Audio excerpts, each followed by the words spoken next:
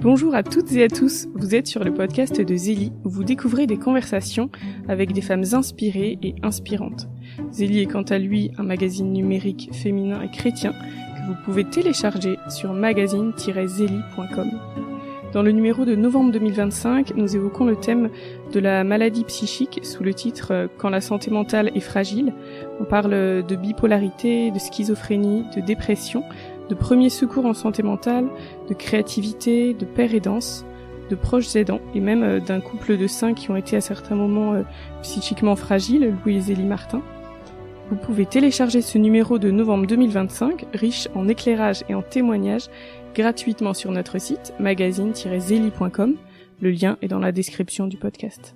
Et à noter également, pour ne manquer aucun épisode du podcast et le retrouver dans votre fil WhatsApp, vous pouvez vous abonner à la chaîne WhatsApp du podcast de Zélie, dont le lien est dans la description de l'épisode. Donc cette chaîne WhatsApp s'appelle Zélie le podcast Femmes Inspirantes.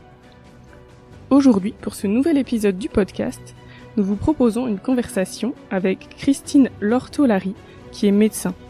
Elle va nous parler de son métier, mais aussi de ses nombreux engagements au service des autres. Christine, bonjour. Bonjour. Alors, quels étaient vos rêves de petite fille ? Alors, j'ai toujours voulu être médecin. À partir de 4 ans, j'avais décidé d'être médecin. Voilà. Bah, au moins, c'était clair. Alors, vous êtes née en France, de mère française et de père vietnamien, mais vous n'avez découvert le Vietnam qu'une fois adulte. Du coup, quel est votre rapport à cette double culture et que vous apporte aussi chaque culture française et vietnamienne ? Alors, j'ai surtout une culture française parce que je pense que les Vietnamiens qui sont arrivés dans les années 55-60 ont voulu que leurs enfants s'intègrent en France, donc ont pas tellement transmis la culture vietnamienne. Donc, je ne parle pas vietnamien. Je comprends juste quelques mots. Et en fait, j'ai découvert la culture vietnamienne uniquement quand je suis allée au Vietnam, ce qui m'a permis de mieux comprendre mon père, peut-être de la façon dont il réagissait. Et je découvre encore la culture vietnamienne. Donc, je ne me la suis pas encore appropriée. Peut-être que ça viendra, mais pas à ce jour. D'accord, mais peut-être qu'est-ce qui vous marque particulièrement dans cette culture vietnamienne, quelque chose qu'est-ce qu'elle vous apporte ? Les Vietnamiens sont un peuple travailleur, très résilient, alors peut-être par rapport à toute leur histoire, certainement. La notion de famille est très très importante chez eux, le respect de l'ancêtre, voilà, ce qui me met un peu en opposition peut-être à certaines réactions qu'on a ici en Occident. Et je pense qu'on a beaucoup à apprendre des cultures orientales. Et alors pourquoi vous vouliez devenir médecin ? Quand j'étais petite, j'étais tout le temps malade. Donc j'avais toujours un médecin auprès de moi, alors que pratiquement toutes les semaines. En fait, on a découvert après que j'étais asthmatique et du coup, j'avais du mal à respirer. Et j'avais une relation au médecin qui était extraordinaire parce que c'était la personne qui me soignait. Et je me suis dit, pourquoi je ferais pas pareil quand je serais plus grande ? Est-ce que vous pouvez nous raconter un souvenir de vos études de médecine qui sont assez longues, je crois ? Alors, à mon époque, on avait 8 années d'études de médecine pour être généraliste. Maintenant, ça a été poussé à 10 ans. Et mon dernier stage comme externe, en fin de 6e année, je l'ai passé à Madagascar, avec des sœurs de Saint-Paul-de-Chartres qui travaillaient dans un hôpital. Voilà, donc je suis allée avec une de mes amies qui faisait ses études de médecine également. Et donc on a partagé la vie communautaire des sœurs et on travaillait également à l'hôpital. Ça m'a beaucoup marqué parce que bien sûr la médecine à Madagascar n'est pas la médecine qu'on a ici. Il y a beaucoup de souffrance, de résilience. Et on se rend compte que des pathologies banales ici ne sont pas traitées là-bas et les gens meurent. Il y a quelque chose qui m'avait beaucoup marqué quand j'étais en consultation d'ORL.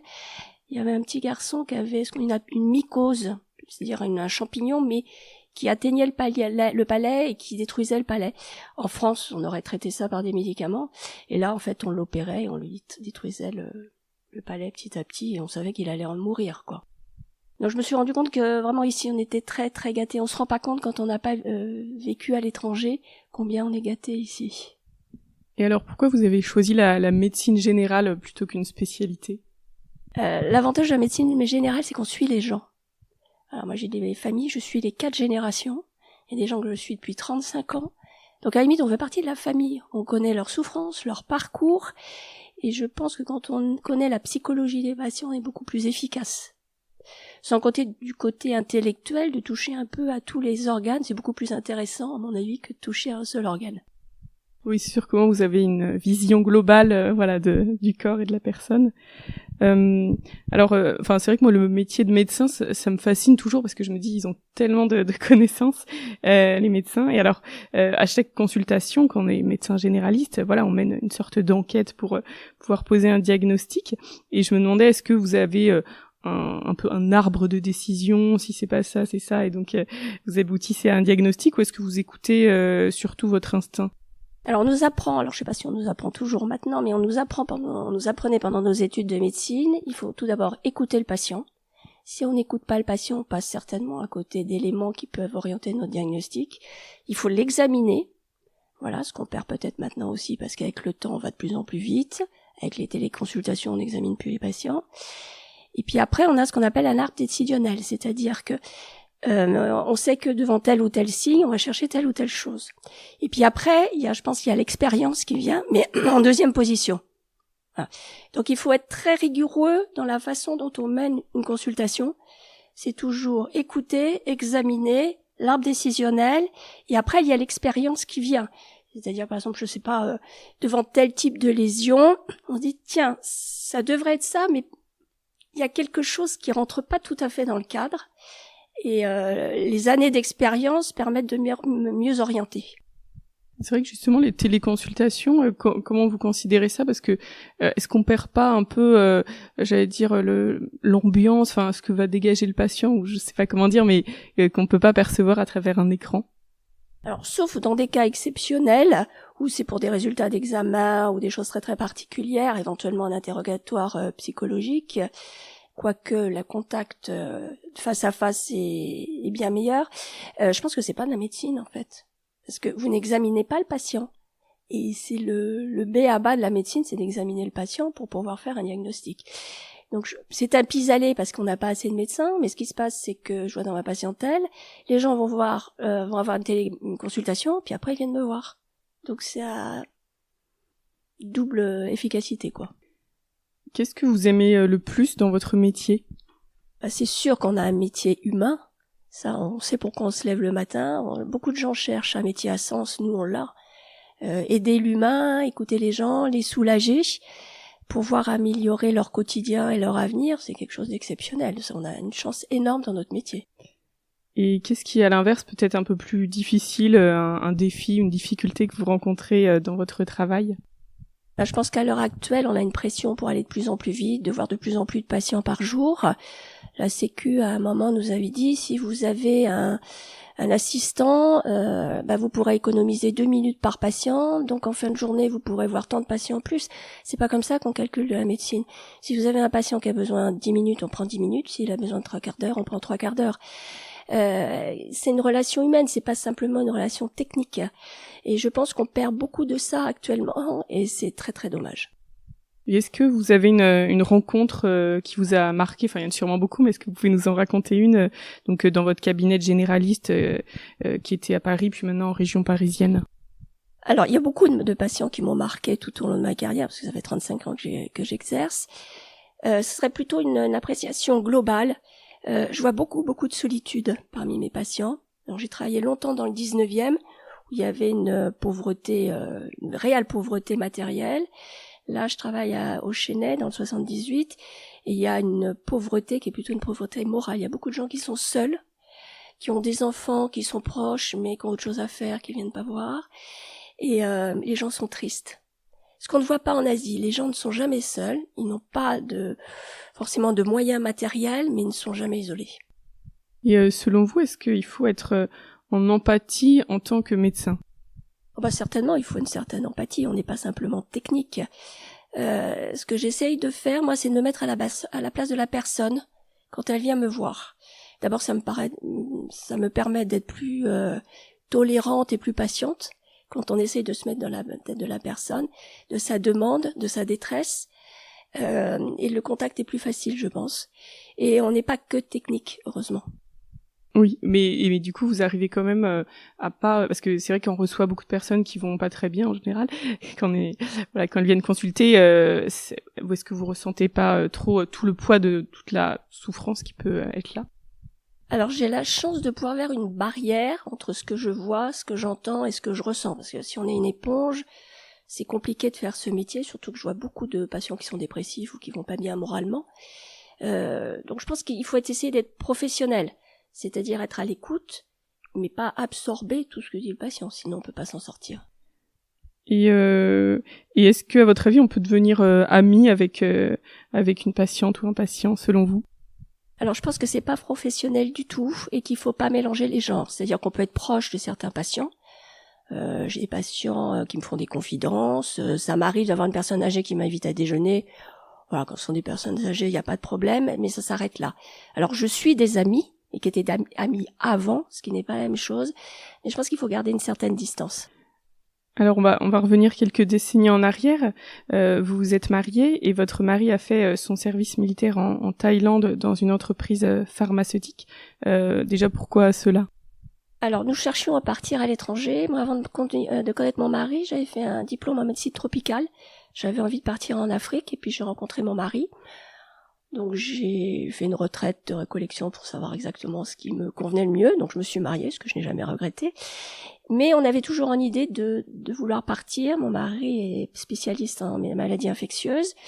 Et on cherchait, dans le cadre de son service militaire, à partir dans un pays du Sud. En Afrique, on n'avait pas trouvé. Puis un jour, on est tombé sur une annonce dans le quotidien du médecin qui correspondait exactement au profil de mon mari.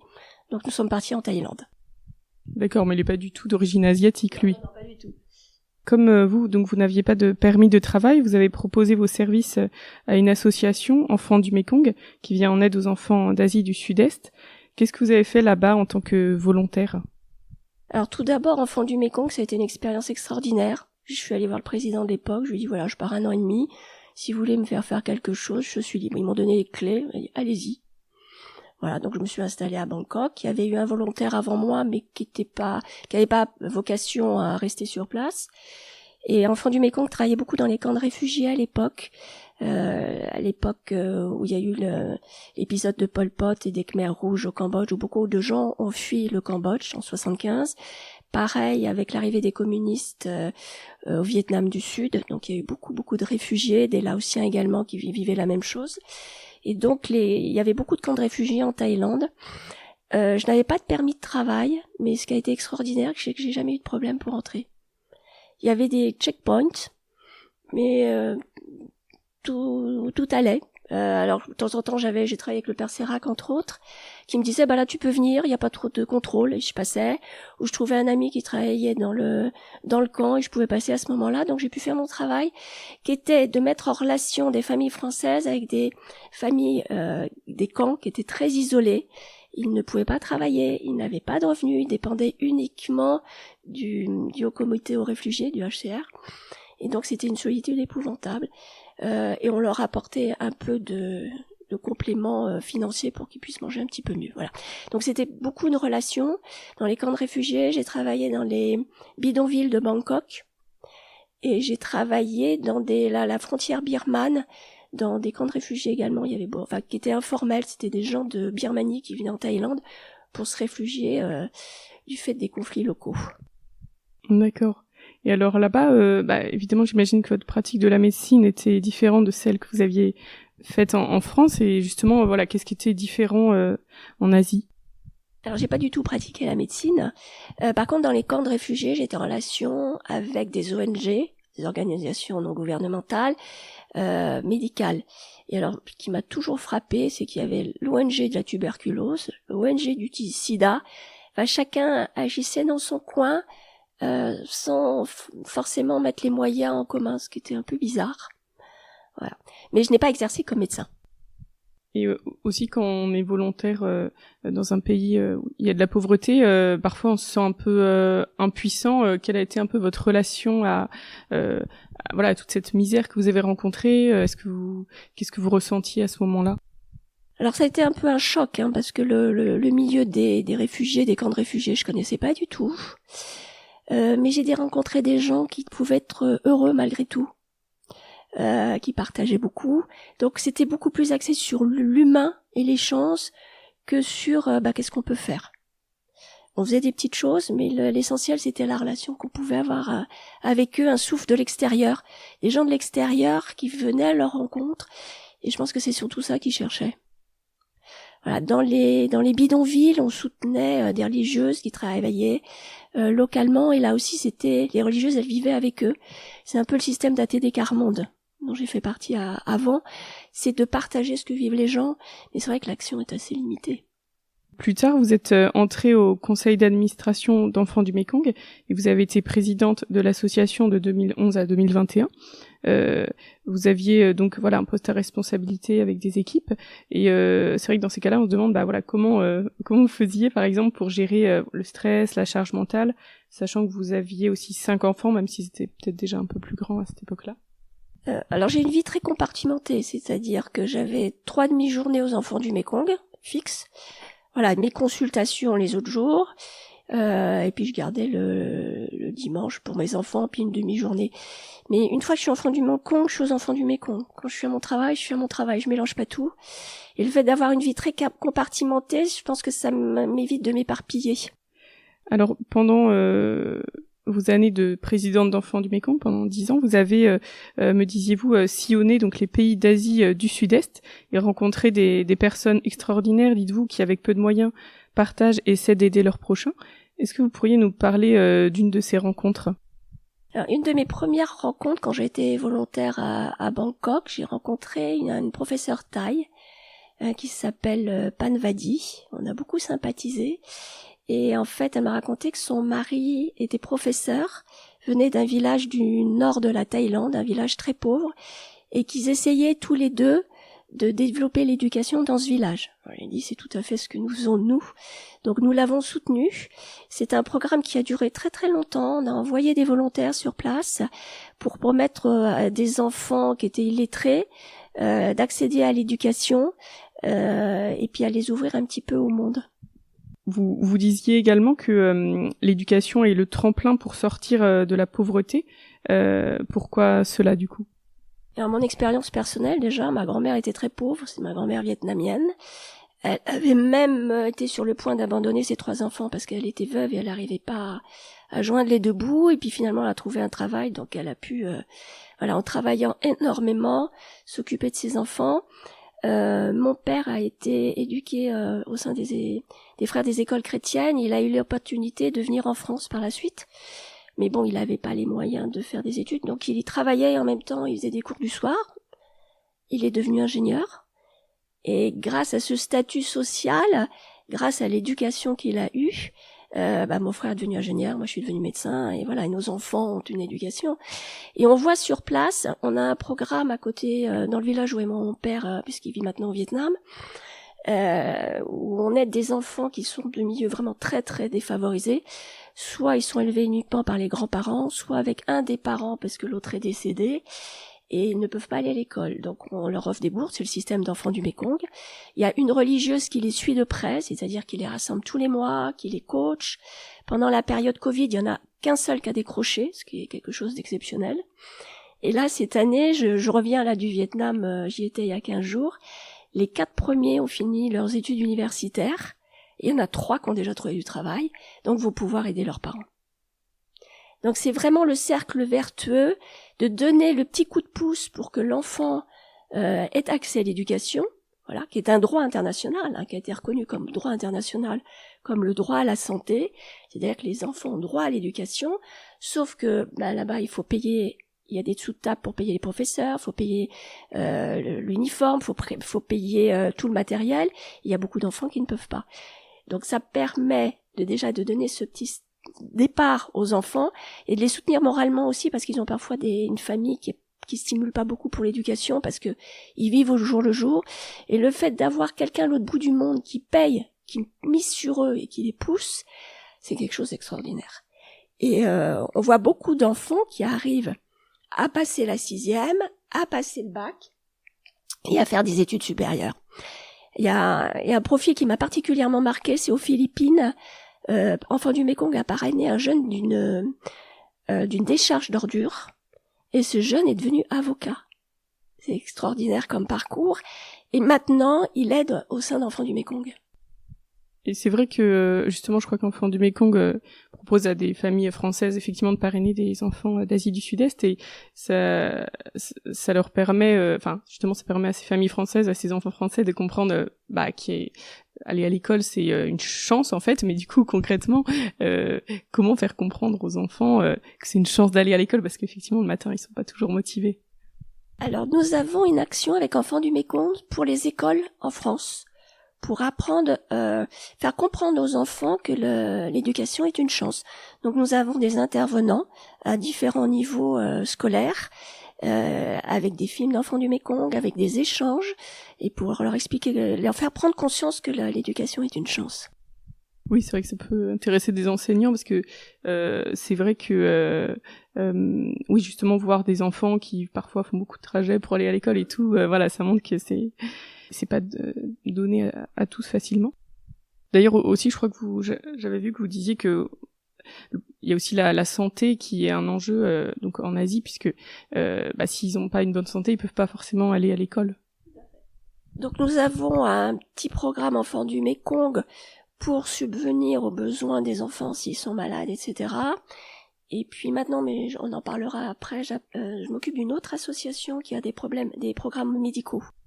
Effectivement, depuis 4 ans, vous n'êtes plus présidente d'Enfants du Mékong, mais toujours administratrice. Et pendant le Covid, une de vos amies dominicaines vietnamiennes vous a demandé de siéger au conseil d'administration de son association Petite Espérance France-Vietnam qu'elle venait de créer. Et puis elle vous a demandé d'en prendre la présidence. Donc du coup, vous en parliez à l'instant. En quelques mots, que réalise cette association ?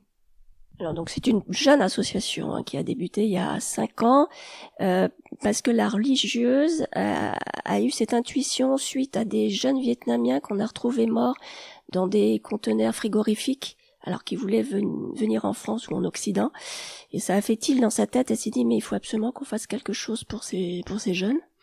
Donc elle a monté son association avec comme objectif, un objectif qui est assez large, avec des programmes médicaux, un soutien scolaire également. Donc on a un grand ou 2 grands projets médicaux par an. Voilà, cette année, c'est la construction d'un dispensaire dans les minorités ethniques. C'est un dispensaire qui est tenu par des religieuses qui ont une formation médicale. Alors, il y a des médecins, des infirmières, des préparatrices en pharmacie. Et dans ces dispensaires, elles dispensent de la médecine traditionnelle. La médecine traditionnelle fait partie du cursus médical au Vietnam. Ce qui permet aux patients qui n'ont pas les moyens de payer de la médecine occidentale de trouver, grâce aux plantes qu'on utilise également en France, sous le nom de médicaments, mais qui sont des plantes, qui peuvent traiter certaines maladies. Alors il y a des médecins qui font les diagnostics pour pas traiter n'importe quoi avec des plantes, et si ça relève de traitements traditionnels locaux, les religieuses ont des laboratoires pour fabriquer les médicaments, et elles ont également des salles de kiné. Donc elles ont déjà construit 17 dispensaires, et elles nous ont demandé de l'aide pour construire le 18e. Donc ça, c'est notre projet de cette année. L'année dernière, on avait acheté une ambulance pour une sœur qui est dans les minorités ethniques, et on a un partenariat avec des ophtalmos à Saigon pour pouvoir faire opérer des gens de cataracte. Il suffit d'amener les patients qui sont des minorités ethniques vers Saigon, ils se font opérer dans la journée, ils reviennent le soir, ils revoient, ils peuvent retravailler. Donc c'est quelque chose de très vertueux, parce que de personnes qui étaient handicapées chez elles peuvent retourner dans les champs et travailler. Donc on soutient cette religieuse grâce à cette ambulance.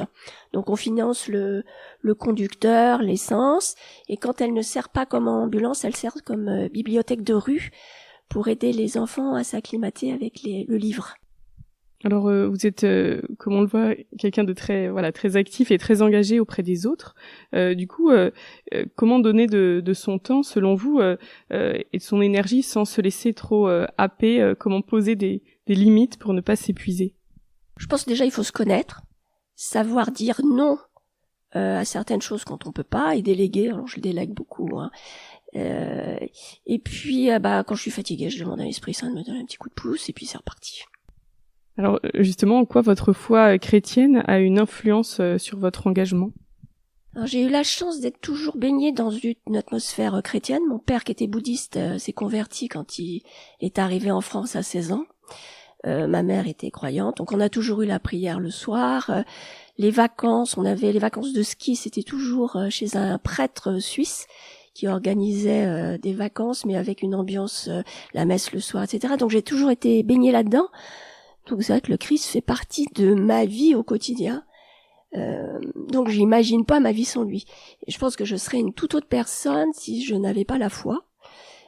Donc tous mes engagements de vie se sont faits grâce à des retraites, à des moments clés de ma vie, pour voir si je choisissais bien la bonne orientation. Pour le moment, je suis heureuse dans tout ce que je fais. J'ai la chance d'avoir un métier qui m'épanouit, un engagement qui m'épanouit. Donc, je ne peux être qu'heureuse et puis continuer ainsi. Justement, vous parliez de retraite pour discerner.